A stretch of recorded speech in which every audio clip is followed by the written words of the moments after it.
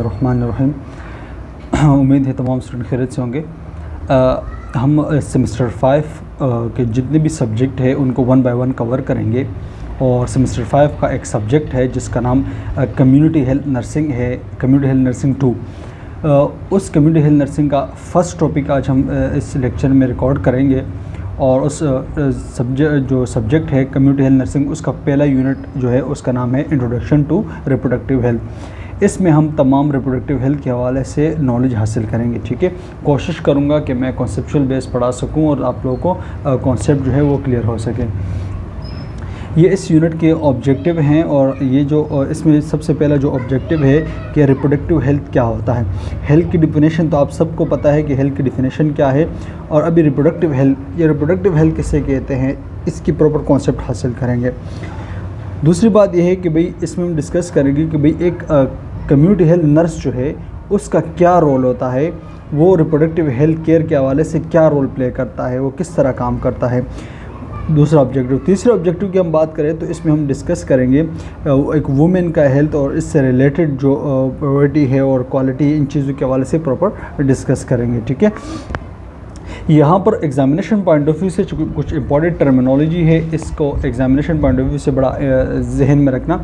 यहाँ पर 3 वर्ड्स लिखे हैं, इंटरनेटल, प्रीनेटल और पोस्ट एंटीपार्टम के लिए। ये तीनों वर्ड्स मतलब इनकी अगर हम मीनिंग के ऊपर जाएं तो ये बेसिकली इसका कलेक्टिवली अगर हम तीनों की बात करें, बेसिकली जब एक वुमेन प्रेग्नेंट हो जाए तो प्रेगनेंसी से लेकर डिलीवरी तक ये जो टाइम ड्यूरेशन, इस टाइम ड्यूरेशन में जब आप किसी फ़ीमेल को केयर प्रोवाइड करते हैं, मिसाल के तौर पर आप एक फ़ीमेल का बीपी चेक कर रहे हैं प्रेगनेंसी के दौरान, ठीक है, उसका शुगर लेवल चेक किया जा रहा है और उसका अल्ट्रासाउंड किया जा रहा है, उसको डाइट प्लान दी जा रही है और उसको एक्सरसाइज के हवाले से बताया जा रहा है, उसको मेडिकेशन के हवाले से बताया जा रहा है। तो एक फ़ीमेल का जो ये ड्यूरेशन, टाइम ऑफ ड्यूरेशन है प्रेगनेंसी से लेकर डिलीवरी तक, ये जो टाइम पीरियड है, तो इस ड्यूरेशन में जब आप उसको केयर प्रोवाइड करते हैं तो इनको उन 3 नामों से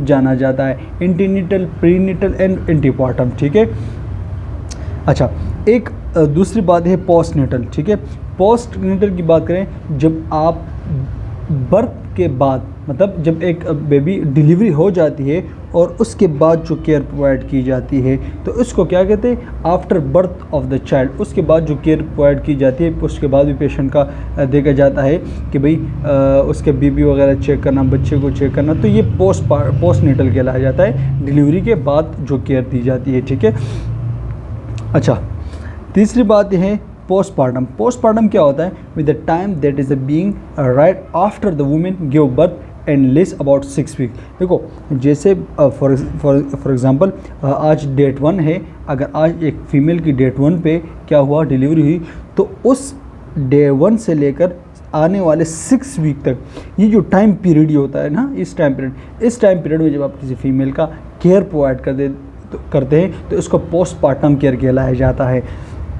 इसमें आप देखिए, क्योंकि ये जो 6 वीक्स होते हैं ना, 6 वीक्स या 42 डेज़, तो ये बेसिकली इसमें जो फीमेल होती है वो दोबारा से अपने नॉर्मल प्रेगनेंसी से पहले वाले हालात में आती है।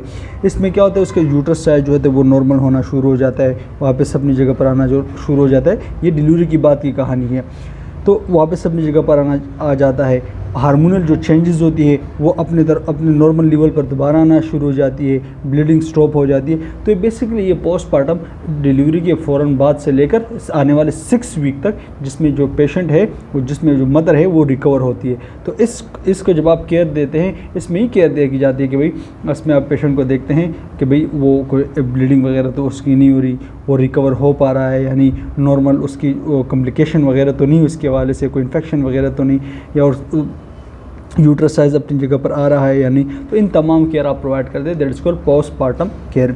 न्यूनेट की बात करें तो न्यूनेट, देखो, 2 वर्ड्स होते हैं, एक न्यूनेट होता है, एक इन्फेंट होता है। ठीक है, अच्छा, देखो ये जहन में रखना, ये कुछ वर्ड्स है, ये नॉलेज के हवाले से भी बड़े इंपॉर्टेंट है और एग्जामिनेशन पॉइंट ऑफ व्यू से बड़े इंपॉर्टेंट है। बाज़ वक़्त इसका जो एमसीक्यूज़ आता है वो थोड़ा सा एक कॉन्सेप्चुअल बेस के ऊपर आता है या एक सिनेरियो बेस के ऊपर इसका क्वेश्चन आता है।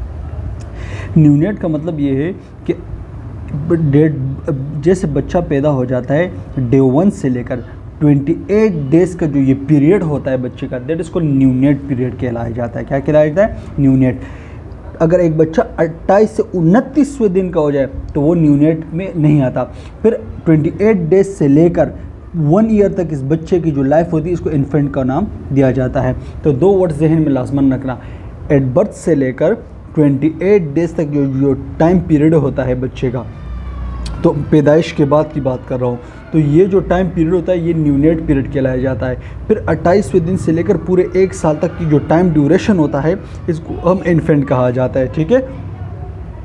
अच्छा, यहाँ पर कुछ वो टर्मिनोलॉजी लिखी है और बहुत ज़्यादा इंपॉर्टेंट टर्मिनोलॉजी है, एमसीक्यूज़ पॉइंट ऑफ व्यू से भी बहुत इंपॉर्टेंट है। देखो, मेनोपॉज किसे कहते हैं, इसको जहन में रखना। देखो, the time that is the mark that end of your the menstrual cycle, it's a diagnose after you are gone 12 months without a menstrual period. देखो, मेनोपॉज बेसिकली ये इसका एक टाइम ड्यूरेशन है। जब एक फीमेल 40 से 50 एज के दरमियान होती है, 40 से 50 ईयर के दरमियान होती है, तो ये जो 10 ईयर ड्यूरेशन है इसमें किसी टाइम भी मेनोपॉज हो सकता है। मेनोपॉज किसे कहते हैं? वैसे हर फीमेल को हर मंथली क्या होते हैं, नॉर्मल उसकी जो मेंस्ट्रुअल पीरियड्स होते हैं वो आते हैं। तो अगर वो 40 से 50 साल के दरमियान वो किसी वक्त भी रुक जाए, ठीक है, उसको हम मेनोपॉज कहते हैं। वो रुकना ये नहीं कि भाई एक फीमेल है उसके 1 महीने पीरियड नहीं है, 2 महीने पीरियड नहीं है तो आपने डायग्नोज कर लिया कि भाई इसको मेनोपॉज है। नहीं, अगर एक फ़ीमेल को कंटिन्यूसली पूरे 12 महीने मतलब 1 साल तक पीरियड नहीं आते 40 से 50 साल के एज के दरमियान, इसी को हम कहते हैं मेनोपॉज। एग्जामिनेशन में इसकी ड्यूरेशन पूछी जाती है कि भाई आप कितने टाइम ड्यूरेशन पे अगर किसी फीमेल को मेंस्ट्रुअल पीरियड ना आए तो उसको हम मेनोपॉज कहते हैं। तो ये एग्जामिनेशन पॉइंट ऑफ व्यू से आपको इंपॉर्टेंट होना चाहिए कि 12 मंथ या 1 ईयर। ठीक है। अच्छा, प्री क्लेम्शिया क्या होता है? देखो, प्री क्लेम्शिया जो है ये एक प्रेगनेंसी के दौरान ये एक कॉम्प्लिकेटेड टाइम होता है। मतलब ये एक ऐसी कंडीशन होती है जब एक फ़ीमेल जो है वो 20 वीक से एबव उसकी प्रेगनेंसी हो जाए और वो 20 वीक के बाद अगर उस फीमेल को ब्लड प्रेशर हाई हो जाए और उसके साथ साथ उसके यूरिन के अंदर प्रोटीन आए, ख़ास तौर पर कौन से प्रोटीन? अल्बुमिन प्रोटीन आए, तो इस कंडीशन को हम प्री क्लेम्शिया कहलाया जाता है। With development of the high blood sugar and swelling of the high level of albumin in the urine between the 20 week of the pregnancy and the end of the first week after delivery. ये जो time duration है 20 week के बाद से लेकर delivery तक, तो इस दौरान अगर किसी फीमेल का ब्लड प्रेशर हाई होता है, ठीक है, और उसके साथ साथ प्लस उसके यूरिन के अंदर प्रोटीन आए, ख़ासतौर पर कौन से प्रोटीन? अल्बुमिन प्रोटीन आए, तो इस कंडीशन को हम प्री इक्लेम्शिया कहते हैं। इक्लेम्शिया किसे कहते हैं? देखो, इक्लेम्शिया का मतलब है कि अगर इस फीमेल को ब्लड प्रेशर भी ज़्यादा है, यूरिन के अंदर प्रोटीन भी आ रहा है और उसके साथ प्लस उसको सीज़र आना शुरू हो गए, उसको क्या? सीज़र आना शुरू, झटके आना शुरू हो गए, तो इस कंडीशन को इक्लेम्शिया कहते हैं। मतलब प्री इक्लेम्शिया के साथ आप प्लस कर दो किस चीज़ को? सीज़र एक प्लस कर दो उसके साथ। अगर ये चीज़ें हैं किसी पेशेंट को, उसको इक्लेम्शिया। अगर सीज़र नहीं है, झटके नहीं हैं, तो उसको हम प्री इक्लेम्शिया कहते हैं। अगर इन हाई ब्लड प्रेशर और अल्बुमिन के साथ उस पेशेंट को सीज़र भी स्टार्ट हुए, इसी को हम क्या कहते हैं? इक्लेम्शिया कहलाया जाता है। तो प्री इक्लेम्शिया और इक्लेम्शिया के अंदर ये फ़र्क होता है और ये दोनों ख़तरनाक कंडीशन होती है। ठीक है, क्योंकि पेशेंट का बीपी भी हाई होने नहीं देना और उसके अल्बुमिन को भी यूरिन के अंदर आउटपुट नहीं होने देना, ये इन दोनों को कंट्रोल किया जाता है, लाजमी है।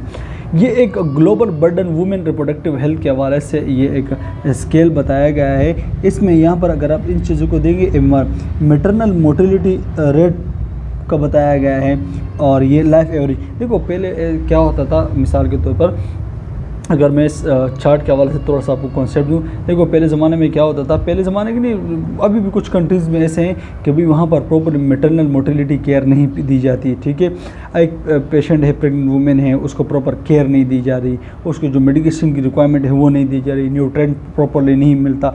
तो उनकी वजह से उनकी जो रिप्रोडक्टिव हेल्थ है वो ख़तरे में पड़ जाती है। तो उसकी वजह से जब रिप्रोडक्टिव हेल्थ ख़तरे में पड़ती है तो फिर मैटरनल मोर्टेलिटी रेट, मतलब प्रेगनेंसी के दौरान जो मदर फोर्थ होती है उनका रेट बढ़ जाता है।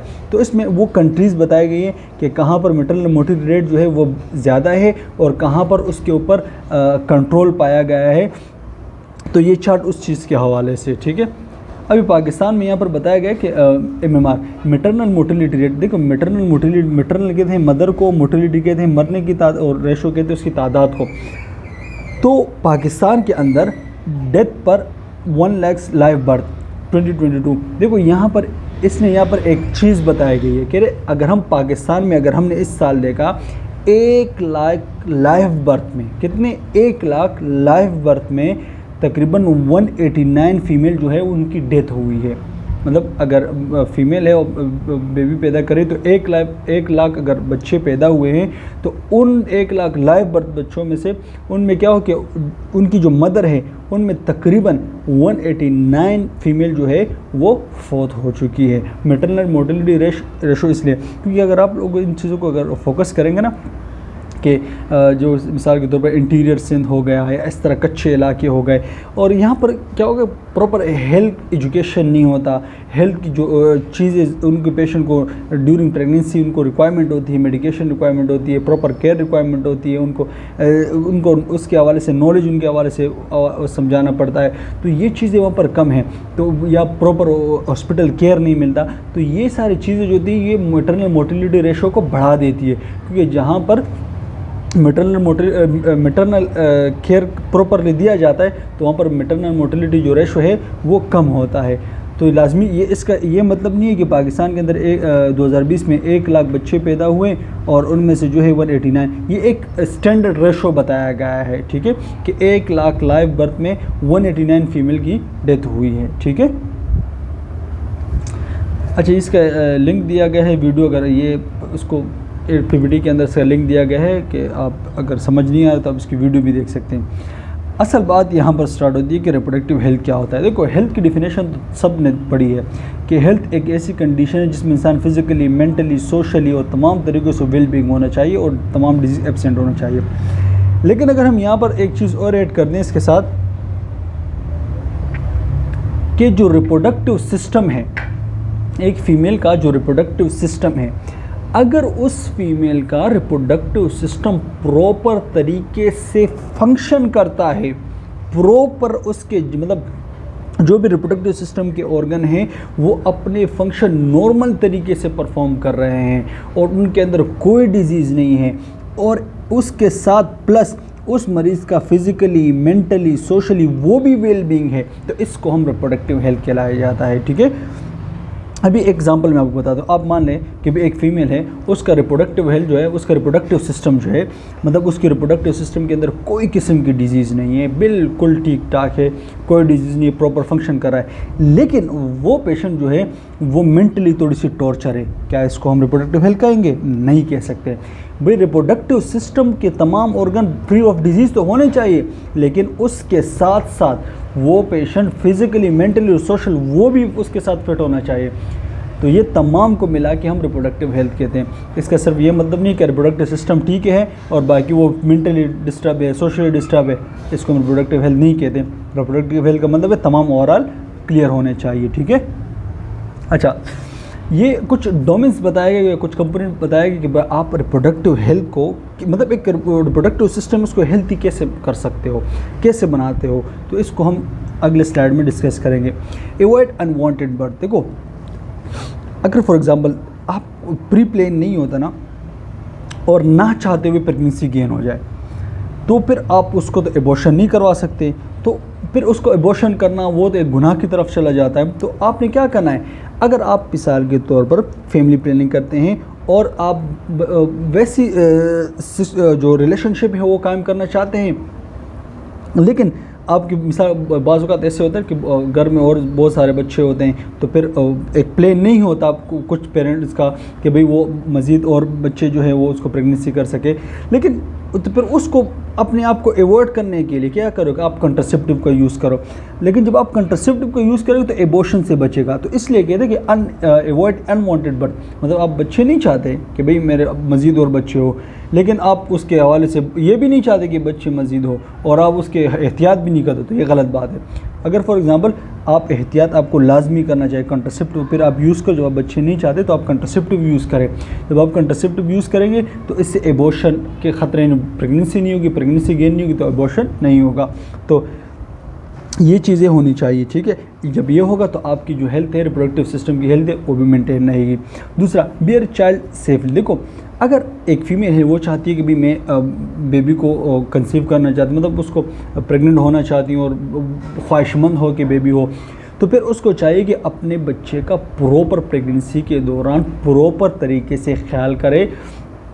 Outcome safety method and infertility, इसका मतलब इनफर्टिलिटी को मैं बाद में समझाऊंगा, पहले इसको समझो कि भाई अगर फीमेल जो है वो प्रेग्नेंट होती है, उसको चाहिए कि प्रॉपर डॉक्टर के पास वो जाए, जो भी मेडिकेशन है वो प्रॉपर यूज़ करे, अल्ट्रासाउंड करे, उनके जो टेस्ट वगैरह वो करे, प्रॉपरली न्यूट्रिएंट्स इस्तेमाल करें, जो उनकी खुराक की रिक्वायरमेंट है वो प्रॉपर रखे, ताकि जो बेबी है वो प्रॉपर तरीके से हेल्दी वो आगे उसकी जो सर्वाइव हो वो हेल्दी हो। अगर आप क्या करते हैं, जब आप ये तमाम चीज़ें करते हैं तो इससे क्या होगा, आप इनफर्टिलिटी का शिकार नहीं होते, ठीक है। ज़हनी नशी होनी चाहिए। तो ये तो अपने आपने क्या करनी, अपनी जो प्रेगनेंसी को गुड रखना है, तमाम चीज़ों के हवाले से सेफ़ रखना है। जब आप ये रखेंगे तो इससे क्या होगा, आपकी रिप्रोडक्टिव हेल्थ बेहतरीन होगी, ठीक है। तीसरा है maintain a healthy reproductive system. आपने क्या करना, अपने जो हेल्थी रिप्रोडक्टिव हेल्थ सिस्टम उसको क्या करना, हेल्थी मेंटेन करना। कैसे, कुछ डिजीज़ होते हैं सेक्सुअल ट्रांसमिटेड डिजीज़ होते हैं, कुछ HIV हो गए वो भी सेक्सुअल ट्रांसमिटेड डिजीज़ है, रिप्रोडक्टिव कैंसर हो गया ये भी एक से दूसरे में फैल सकता है। लेकिन जब आप किसी पेशेंट सेक्सुअल ट्रांसमिटेड डिजीज़ के साथ है तो आपने प्रॉपर्ली कॉन्ट्रासेप्टिव का इस्तेमाल करना है, कॉन्डम वगैरह का इस्तेमाल करना है, ताकि वो उसके साथ एक वो अगर हस्बैंड वाइफ है तो अगर एक को मसला है उसको तो उसके जरासीम दूसरे में ना लग से, उससे पहले नहीं। तो इसलिए अपने आप को क्या करना है, सेक्सुअल ट्रांसमिटेड डिजीज़ से, रिप्रोडक्टिव कैंसर से, इन चीज़ों से अपने आप को महफूज रखना है। जब आप महफूज रखेंगे तो आपका रिप्रोडक्टिव हेल्थ बेहतरीन रहेगा। है वो सेव सेक्सुअल लाइफ। देखो फ्रीडम फ्रॉम सेक्सुअल वायलेंस। देखो आपने सेक्सुअल के दौरान कोई भी वायलेंस नहीं करनी, कोई भी जुल्म वगैरह नहीं करना, रिस्पेक्ट टू राइट्स, इन चीज़ों का ख्याल करना है। तो जब आप इन तमाम चीज़ों के ऊपर ख्याल करेंगे तो इससे होगा क्या, इससे यही होगा कि पेशेंट का जो रिप्रोडक्टिव हेल्थ है वो मेंटेन रहेगा, ठीक है। अच्छा, risk for a pregnant women infant. देखो लाजमी बात है प्रेगनेंसी के दौरान जो है वो कुछ ऐसे रिस्क फैक्टर होते हैं जो मदर को भी नुकसान पहुंचाते हैं, कुछ ऐसे फैक्टर होते हैं जो वुमेन को नुकसान पहुंचाते हैं, फिर दोनों को नुकसान पहुंचाते हैं। इसमें 3 किस्म के फैक्टर बताए गए हैं। एक है लाइफस्टाइल, ठीक है, एक होता है सोशो डायनामिक, सोशो डेमोग्राफिक, तीसरा होता है मेडिकल एंड गेस्टेशनल हिस्ट्री। देखो फर्स्ट लाइफ स्टाइल की बात करें, अगर एक फ़ीमेल है वो प्रेग्नेंट है, भाई वो फ़ीमेल सिगरेट भी पीती है, भाई वो फ़ीमेल अल्कोहल भी इस्तेमाल करती है, भाई वो इस तरह जो अब बाकी जो ड्रग्स हैं उनका नशा करती है, या अपने लाइफ स्टाइल को एक्टिविटी एक्सरसाइज नहीं करती, तो उससे होगा क्या, उसकी लाइफ स्टाइल ऐसी है तो उस लाइफ स्टाइल की वजह से वो क्या होगा, उस वूमेन को भी नुकसान पहुँचेगा। अगर वो प्रेग्नेंट है तो उसको भी, उनके बच्चे को भी नुकसान पहुँचेगा। तो ये एक रिस्क फैक्टर है। दूसरा सोशो डेमोग्राफिक की बात करते हैं। अच्छा अभी हम दूसरी की बात करें, सोशो डेमोग्राफिक की बात करते हैं। देखो सोशो डेमोग्राफिक का मतलब ये है कि माँ का जो सोशल और डेमोग्राफिक सिचुएशन के हवाले से बात हो रही है। मिसाल के तौर पर उसकी एज कितनी है, एजुकेशन लेवल देखा जाता है, इनकम देखी जाती है, ठीक है, इनकम जो है वो देखी जाती है, और उसके साथ life condition, living condition patient की देखी जाती है, सोशल सपोर्ट देखा जाता है। ये मतलब ये तमाम जो सोशल और इकोनॉमिकल एनवायरनमेंट जो है ये उसके जो पेशेंट है उसकी जो बेबी की जो प्रेगनेंसी आउटकम है उसके ऊपर बड़ा असर डाल सकती है, ठीक है। तो ये कुछ ये भी फैक्टर होते हैं, सोशो डेमोग्राफिक फैक्टर होते हैं कि उस पेशेंट का इनकम क्या है, उसके ऊपर जहनी कोई प्रेशर वगैरह तो नहीं है, उसकी लिविंग कंडीशन क्या है, साफ़ एनवायरनमेंट में रहती है, सोशल सपोर्ट कैसा है, फैमिली कैसी है, उनको सपोर्ट करती है। क्योंकि ये तमाम चीज़ें पेशेंट की जो है उसके ब्रेन के ऊपर असर करती है, उसको डिप्रेशन की तरफ लेके जा सकती है। तो इनकी वजह से उसके जो बेबी का आउटकम है उसके ऊपर असरअंदाज हो सकता है। तीसरा हमारे पास होता है medical and gestational history. Medical gestation history की हम देखते हैं कि माँ का जो है कोई प्रीवियस मेडिकल या प्रेगनेंसी हिस्ट्री के हवाले से हम बात करते हैं कि भाई पहले कोई डिजीज़ वगैरह है थी या नहीं थी, और इसमें देखे जाते हैं कोई प्रीवियस प्रेगनेंसी में कोई कॉम्प्लिकेशन वगैरह तो नहीं हुई। इसमें ये भी देखा जाता है कि प्रीवियस मिसकैरेज क्या है या स्टिल बर्थ कितने हैं, प्रीवियस सी सेक्शन भी हम इसमें देखते हैं, प्रीवियस पैटर्न बेबी भी देखते हैं।